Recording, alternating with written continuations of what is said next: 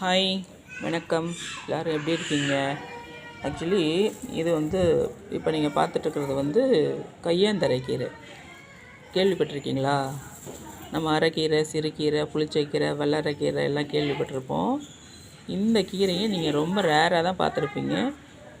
இது ஆக்சுவலி வயலில் வரப்பு ஓரத்தில் நடவு நட்டுக்கிற பகுதிகளில் இருக்கக்கூடிய ஒரு மிகச்சிறந்த மருத்துவ குணம் கொண்ட கீரை. இதை நீங்கள் நல்லா தண்ணியில் அலசிட்டு இந்த மாதிரி ஒரு கத்திரிக்கோலால் நல்லா கட் பண்ணி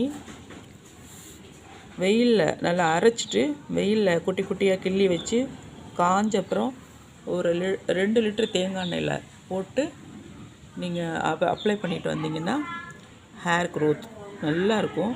நல்லா கருமை நிறம் தரக்கூடியது. அப்புறம் இன்னொன்று உங்களுக்கு தெரியாத விஷயம் என்ன அப்படின்னா, இந்த கீரையை மட்டும் எடுத்து இந்த பூவெல்லாம் கட் பண்ணிடணும்.